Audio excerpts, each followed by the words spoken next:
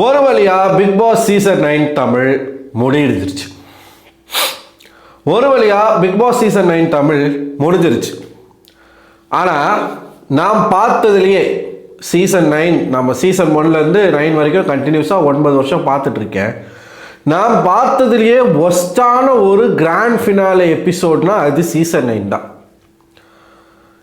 எந்த அளவுக்கு ஒரு ஃபினாலே வந்து ரொம்ப ரொம்ப கேவலமாக நடத்த முடியுமோ அந்த அளவுக்கு கேவலமாக நடத்தியிருக்கிறாங்க விஜய் டிவி. இதுக்கான காரணங்கள் என்ன அப்படிங்கிறது நம்ம கண்டிப்பாக பேச வேண்டிய ஒரு விஷயமாக இருக்குது.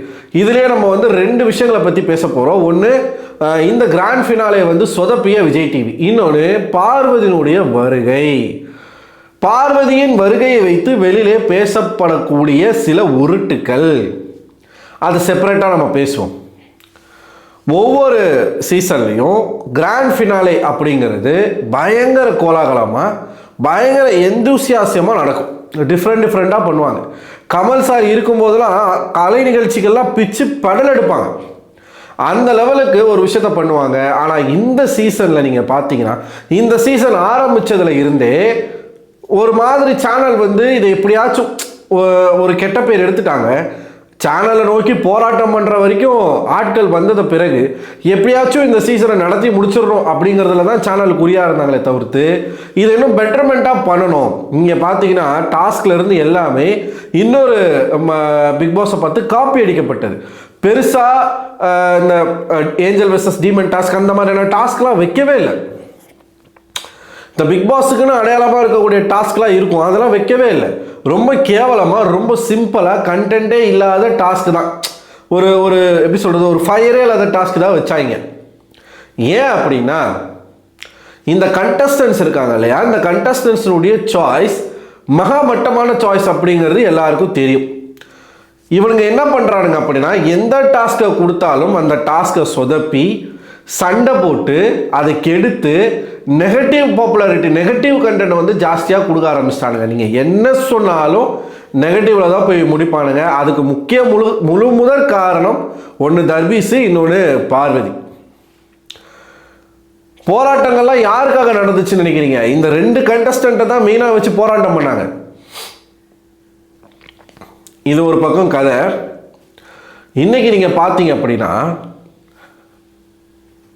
இந்த எக்ஸ் கண்டஸ்டன்ஸ்லாம் இருக்காங்க இல்லையா, இந்த கலை நிகழ்ச்சிகள்லாம் நேற்று நடந்திருக்கும். எந்த அளவுக்கு சிறப்பாக கலை நிகழ்ச்சிகளை பண்ணியிருக்கலாம்.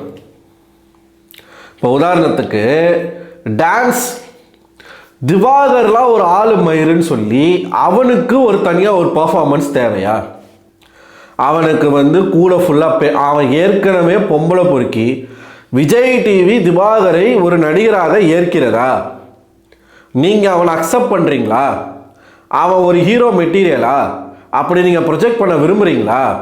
அவன் ஏற்கனவே பொம்பளை பொறுக்கின்னு தெரிஞ்சும் அவன் கூட பொம்பளை பசங்களை ஆட விட்டுருக்கீங்க. அவன் ஆடினதுக்கு பேர் ஒரு டான்ஸா? அது டான்ஸா? அவன் முகத்தில் எங்கன்னா எக்ஸ்பிரஷன்ஸை நீங்கள் பார்த்தீங்களா? அங்கேயும் போய் முத்தம் மட்டும்தாங்க கொடுத்துக்கிட்டு இருக்கான். மேலே பார்த்து எங்கே பார்த்தாலும் முத்தம் தாங்க கொடுத்துக்கிட்டு இருக்கான். ஒரு டான்ஸ் தெரியலை, ஒரு ஃபேஷியல் எக்ஸ்பிரஷன்ஸ் இல்லை. இவன் நடிகனான். அவன் அந்த சாங்கை நீங்கள் பார்த்தீங்க, அந்த ஒரு பர்ஃபார்மன்ஸை பார்த்தீங்களா? ஏன் அது ஆளா இல்லை? கானா வினோத் பாட்டு பாடினார், சூப்பராக பாடினார். எஃப்ஜேவை பாட வச்சுருக்கலாம். அங்கே இருக்காங்க டான்ஸர், ரம்யாவை ஆட வச்சுருக்கலாம். பிரஜன் சாண்ட்ராவை ஆட வச்சிங்க. ஏன் வேறு பேரே இல்லையாங்க? ஆதிரியும் எஃப்ஜேவையும் ஆட வச்சுருக்கலாம். வியானா ஒரு பர்ஃபார்மன்ஸ் பண்ண சொல்லியிருக்கலாம். அப்சராவை வந்து ஒரு ஷோ நடத்த சொல்லியிருக்கலாம். சம்மந்தமே இல்லாமல் தேவையில்லாத கண்டென்ட் நிறையா இந்த சீசனில் புகுத்துன மாதிரி எனக்கு தோணுது. எனக்கு மட்டும்தான் தோணுதா? உங்களுக்கும் தோணுதா? ஒரு பட்டிமன்றம் ஒன்று வச்சாங்க. எதுக்கு அந்த பட்டிமன்றம்? இது வரைக்கும் எந்த சீசன்லையும் இப்படி ஒரு பட்டிமன்றம் நடந்ததே கிடையாது. அந்த பட்டிமன்றத்துக்கான தலைப்பு என்ன? இந்த ஷோ வந்து இந்த ஷோவில் வரக்கூடிய கண்டஸ்டன்ட் வந்து ஜெயிக்கிறவங்க வந்து நல்லவனாக இருக்கணுமா, நல்ல கேமராக இருக்கணுமா? இது எனக்கு பார்வதிக்காக வைக்கப்பட்ட ஒரு டாஸ்க் மாதிரியே இருக்குது. பார்வதியை நார்மலைஸ் பண்ணுறதுக்காகவே வைக்கப்பட்ட ஒரு பட்டிமன்றமாக இருக்குது. இதுக்கான தேவை என்ன? இப்போ உங்களுக்கு டைம் ஓட்டணும் அப்படிங்கிறதுக்காக இந்த ஒரு விஷயத்தை நீங்கள் பண்ணுறீங்களா? அங்கே இருக்கக்கூடிய கண்டஸ்டன்ஸை இவங்க யூஸ் பண்ணாங்களா? யோசிச்சு பாருங்க, வியானா டான்ஸ் ஆடுவாங்க, ரம்யாவை ஆட வச்சிருக்கலாம், இவங்க எஃப்ஜே ஆதிரியை ஆட வச்சிருக்கலாம், இல்லை எஃப்ஜேவை ஒரு பர்ஃபார்மன்ஸ் பண்ண வச்சிருக்கலாம், கானா வினோத்தை பாட்டு பாட வச்சிட்டீங்க, பிரவீன் இருக்காப்புல அவர் எதனா ஒரு பண்ண வச்சிருக்கலாம். அத்தனை பேர் இருக்கும்போது தேடி பிடிச்சி திவாகரை கொண்டு வந்து என்னையா இது என்ன திவாகரை கொண்டு வந்து எதுக்கு அந்த பர்ஃபார்மன்ஸு?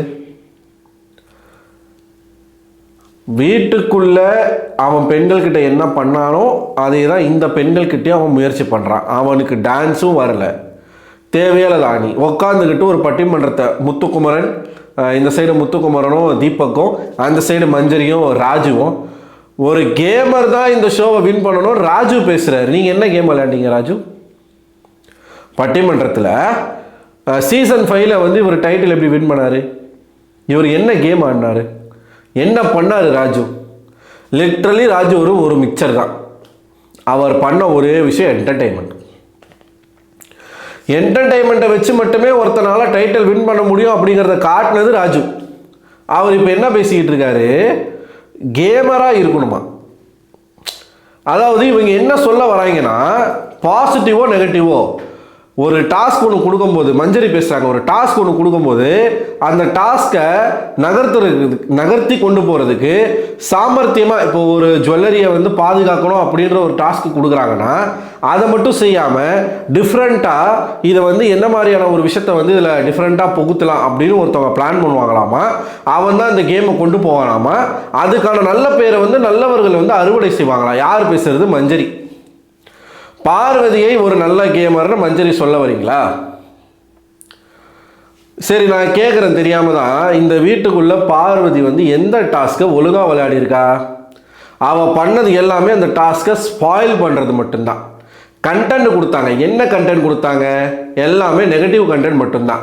பார்வதினால இந்த சமுதாயத்தில் இந்த செயல் நல்லா இருக்குன்னு பாராட்டுற மாதிரி ஒரு விஷயம், முழுக்க ஆபாசம், காமம்.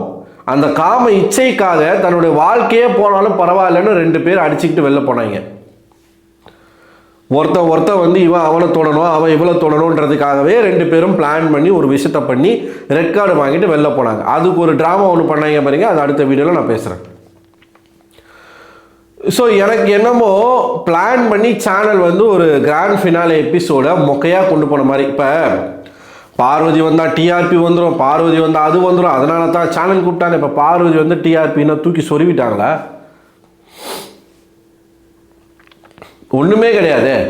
இந்த சீசனே வேஸ்ட்டு தான். அதில் பார்வதி இருந்தா என்ன, இல்லைனா என்ன? பார்வதியே ஒரு வெத்து வேட்டு, அது ஒரு ஆளே கிடையாது. அதை பிடிச்சிக்கிட்டு நிறைய பேர் தொங்கிக்கிட்டு இருக்காங்க. இது ஒன்று முதல்ல கமருதீன் வராப்பில், கமருதீன் வரும்போது பயங்கரமான கிளாப்ஸ். இந்த சமுதாயம் வந்து கமருதீனை கூட ஏற்றுக்கும், பார்வதி போன்ற பெண்களை ஏற்றுக்காது அப்படிங்கிறதுக்கான ஒரு எக்ஸாம்பிள் தான் அது. ஏன்னா மக்களுக்கு தெரியும் கமருதீன் வந்து ட்ரிகர் செய்யப்பட்டு அத்தனை வேலைகளும் பண்ணிட்டாங்க. கமருதீன் நல்லவனா இருக்கணும்னு நினைச்சானா, அவன் நினைச்சானா அவனால் நல்லவனா இருக்க முடியும். ஆனால் பீடா கூட சேர்ந்தா பீடையாவே மாறிட்டாங்க. சரிங்களா? அவ்வளவு கிளாப்ஸ். இப்போது கமருதீனுக்கு வந்த கிளாப்ஸ் வந்து ஆர்கானிக், நல்லா நீங்கள் புரிஞ்சுக்கணும். திவ்யாவை வந்து இன்ட்ரடியூஸ் பண்ணும்போது வேற மாதிரியான கிளாப்ஸ். அங்கே கமருதீனுக்கு எந்த கூட்டம் கைத்தட்டியதோ அதே கூட்டம் தான் திவ்யாவுக்கும் கைத்தட்டியது. ஆனால் வெளியில் செட் பண்ணக்கூடிய ஒரு நரேட்டிவ் என்ன தெரியுமா? கமருதீனுக்கு கைத்தட்டியவர்கள் எல்லாமே ரசிகர்களா, திவ்யாவுக்கு கைத்தட்டியவர்கள் எல்லாருமே வந்து பிஆர் கும்பலாம். எப்படி அந்த ஸ்டேஜ் முழுக்க திவ்யாவுடைய ஆட்களை வந்து நிரப்பிட்டாங்களா கைத்தட்டுறதுக்கு? இப்போ என்னன்னா திவ்யா ஜெயிச்சிட்டாங்க, அந்த வெற்றியை இழிவுபடுத்தணும். எப்படி இழிவுபடுத்தலாம்? இது பிஆர் காசு கொடுத்து ஜெயிச்சிட்டாங்க, சரி இருண்டு போட்டு. இப்போ என்ன அதுக்கு உங்களுக்கு அது கூட துப்பு இல்லைல்ல? ரெட் கார்டு வாங்கிட்டு போன நாய்ங்க தானே நீங்கள். பேசவே கூடாது. எப்படி பேசவே கூடாது? நீ கேம்லேயே கிடையாது, பேசவே கூடாது. அந்த 3 பேரை என்னமோ பண்ணி ஃபைனல்ஸ்க்கு வந்துட்டாங்க. உங்களுக்கு அந்த தகுதி இல்லைல்ல, உங்களுக்கு அந்த வக்கு இல்லைல்ல, உங்களுக்கு அது வரலைல்ல, போகிற இடம் எந்த இடமே உருப்படலை, அப்புறம் என்ன மைத்துக்கு உங்களுக்கு பேச்சுன்னு கேட்குறேன். இது ஒரு பக்கம். ஸோ முதல்ல வந்து ஒரு எவிக்ஷன் நடத்துகிறாங்க. அந்த எவிக்ஷன் வந்து அரோரா வெளில போகிறாங்க. ஒரு கிஃப்ட் பாக்ஸ்லாம் நிறையா இருக்குது. அந்த கிஃப்ட் பாக்ஸில் பிரித்தா ஒருத்தரோட பேர் வரும். திவ்யாவுக்கு தான் அரோராவுடைய பேர் வருது, எடுத்து காட்டுறாங்க. அரோரா எவிக்டட். 2வது எவிக்ஷன் ஸ்டேஜில் நடக்குது. ஸ்டேஜில் வந்து ஒரு ஆர்ட் ஒன்று பண்ணுறாங்க. விக்கல்ஸை வரைகிறாங்க. இவர் போயிட்டு கிளிட்டர்ஸை தூக்கி போடுறாரு. விக்கல்ஸ் ஃபோட்டோ வருது. அதை வச்சு ரெண்டாவதாக ஒருத்தர் வந்து எவிக் பண்ணுறாங்க, செகண்ட் ரன்னர் அப். அதுக்கப்புறமா திவ்யாவும் சபரியும் ஃபைனலில் நிற்கிறாங்க. ஸோ விஜய் சேதுபதி அவர்கள் வந்து கவுண்ட் டவுன் பண்ணி திவ்யாவுடைய கையை தூக்கி டைட்டில் வின்னர் அப்படிங்கிறத அனௌன்ஸ் பண்ணுறாரு. திவ்யாவுக்கு கார் பரிசாக கொடுக்கப்படுது. அந்த ட்ராஃபியே நல்லா இருந்துச்சு, சூப்பராக இருந்துச்சு. போன சீசனில் ட்ராஃபி ரொம்ப முக்கியமாக இருந்துச்சு, இந்த சீசன் ட்ராஃபி பயங்கரமாக இருந்தது. ஸோ திவ்யா அவர்கள் வாங்கிய முதல் ட்ராஃபி இது அப்படின்னு வந்து அவங்க சொல்லிக்கிட்டாங்க. இப்போ இதில் கூட என்னென்னா, நிறைய பேர் என்ன பேசிக்கிட்டு இருக்காங்கன்னா, திவ்யாவுக்கு வந்து ஓவர் கான்ஃபிடென்ட் ஆயிடுச்சு, திவ்யாவுக்கு வந்து தெரிஞ்சு போச்சு நம்ம தான் ஜெயிக்க போகிறோம் அப்படின்னு சொல்லி 200% பிஆர் ஒர்க் வந்து வேலை செஞ்சிருச்சு அப்படின்னு யாரோ அவங்கக்கிட்ட சொல்லிட்டாங்க. ட்ராஃபியை வாங்கும்போது கூட திவ்யாவுக்கு வந்து ஒரு அழுகை இல்லை, ஒரு இது இல்லை அப்படின்னு ஒரு அதாவது ஆகாதவன் கைப்பட்டாலும் குத்தம் கால்பட்டாலும் குத்தம்னு வாங்கி தெரியுமா, அது இதுதான். ஆல்ரெடி அழ வேண்டியதெல்லாம் அழுதாச்சு. ட்ராஃபி அவங்க கையில் வந்தவொடனே அங்கே இருக்கிற எல்லாருக்குமே வந்து ஒரு ஷாக்கு தான் வரும். எந்த டைட்டில் வின்னரும் ஸ்டேஜில் ட்ராஃபியை கையில் வாங்கிட்டு அழுத மாதிரி நான் பார்த்ததே கிடையாது. போன சீசன் முத்துக்குமரனாக இருக்கட்டும், அதுக்கு முன்னாடி அர்ச்சனாவாக இருக்கட்டும், அர்ச்சனாவுக்கும் இதே விமர்சனங்கள் வைக்கப்பட்டது, பிஆர் மூலமாக தான் ஜெயிச்சாங்க.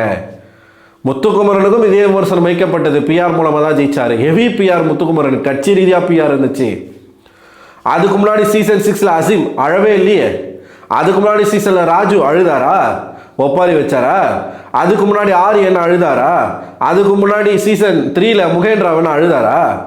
சீசன் 2ல் ஜெயிச்ச சீசன் 2ல் வின்னர் யார்? ஃபஸ்ட்டு சீசன் ரித்விகா அழுதாங்களா என்ன? சீசன் 1 ஆரவன் அழுதாரா? எப்படா உங்களுக்கு ஏற்ற மாதிரி நீங்கள் வந்து பேசிக்கிறீங்க? அவங்க அழலை அப்படிங்கிறதுக்காக ஷாக்கில் இருக்காங்க. அதான் அழ வேண்டிய இடத்துலலாம் அழுதாச்சு. இவனுங்களுக்கு அழுதாலும் ட்ராமா. கப்புக்கிட்ட போய் பேசினாங்க. இப்போது எந்த ஒரு கண்டஸ்டண்ட்டுக்கும் ஒரு நம்பிக்கை இருக்கணும்.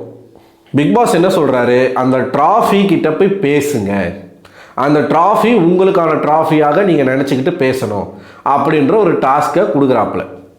3 பேரும் போய் பேசுகிறாங்க. விக்கல்ஸ் வந்து நீ எனக்காகனா ட்ராஃபிக்காக இருந்தீங்கன்னா நீ எனக்காக வருவேன் அப்படின்றாப்புல.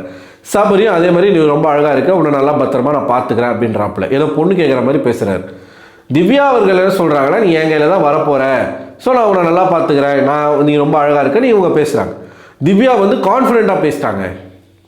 திவ்யாவுக்கு தெரிஞ்சிருச்சு அவங்க கையில் தான் ட்ராஃபி வரப்போகுதுன்னு சொல்லிட்டு கான்ஃபிடென்ட்டாக பேசுகிறாங்க. ஒன்றுமே நல்லாவே இல்லை. திவ்யா பேசுறது நல்லா இல்லை, திவ்யா ஸ்டேஜில் கப்பு வாங்கினது நல்லா இல்லை.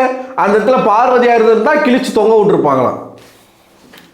டேய், இந்த சீசனே வேஸ்ட்டு தான். ஃபைனல் ஷூட் வந்து இவனுங்க மொக்கையாக தான் பண்ணிட்டானுங்க. வாட்டர் மெலனுக்கெல்லாம் பர்ஃபார்மன்ஸை கொடுத்த போதே தெரிஞ்சு போச்சு இவங்களோட லட்சணம் என்ன அப்படின்னு. அந்த ஆளை சமுதாயத்திலேருந்து அறவே ஒழிக்கப்பட வேண்டிய ஒரு நபர், நீங்கள் இந்த அளவுக்கு அவனை ப்ரொமோட் பண்ணுறீங்க.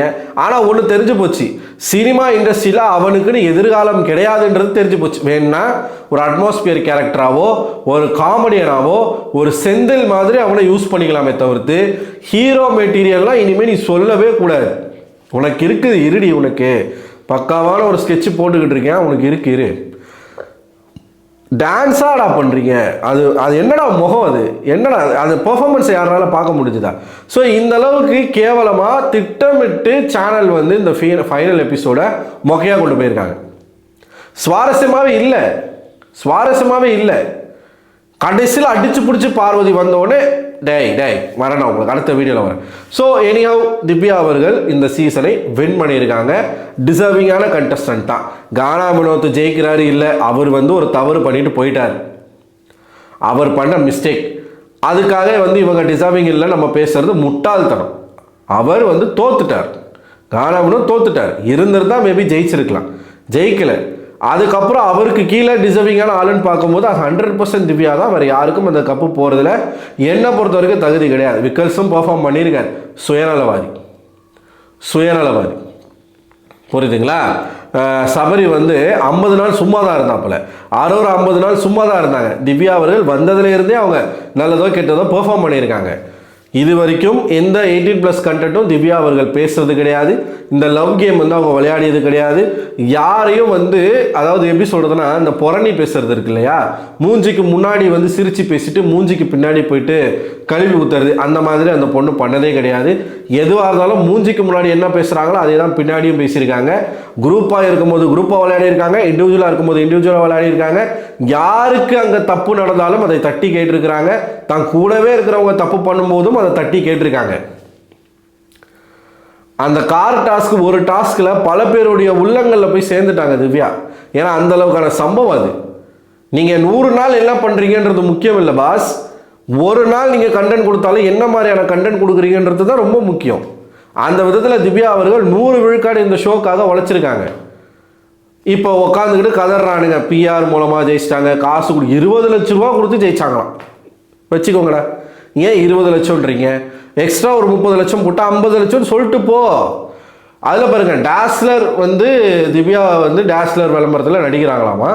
பிக் பாஸுக்கு ஒரு மேஜரான ஒரு ஸ்பான்சர் வந்து டாஸ்லர் ஆமா. அதனால் திவ்யாவை வந்து ஜெயிக்க வச்சிட்டாங்களாமா. டாஸ்லர் விளம்பரத்தில் திவ்யா நடித்ததுக்கும் பிக் பாஸ் நிகழ்ச்சியில் அவங்க டைட்டில் வின் பண்ணுறதுக்கு என்னடா சம்பந்தம் இருக்குது? அதான் இப்படிலாம் பேசுறது. இப்போ எப்படி வந்து ஃப்ளைட்டை மிஸ் பண்ணிட்டாங்கன்னு சொன்னானுங்கல்ல, அந்த மாதிரி பேச வேண்டிய ஆட்கள் அந்த மாதிரி பேசுவானுங்க.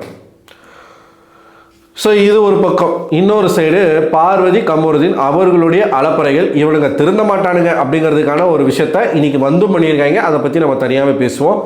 அண்டு சில பேருக்கு அதில் பதில் கொடுக்க வேண்டியிருக்கு, அதை பற்றி நம்ம பேசுவோம். ஸோ நீங்கள் என்ன நினைக்கிறீங்க? இதோட நம்மளுடைய சேனல் கொஞ்ச நாளைக்கு ஓய்வில் இருக்கும். மறுபடியும் நம்ம வந்து கம்பேக் கொடுப்போம் ஒரு 1 வீக் கழிச்சு. ஸோ உங்களோட கருத்து என்ன அப்படிங்கிறத மறக்காமல் கமெண்ட் பாக்ஸில் கமெண்ட் பண்ணுங்கள். அடுத்த ஒரு வீடியோவில் உங்களை சந்திக்கிறேன். அது ஒரு உங்களோட விடைபெறுவது நான் அரவிந்தன்.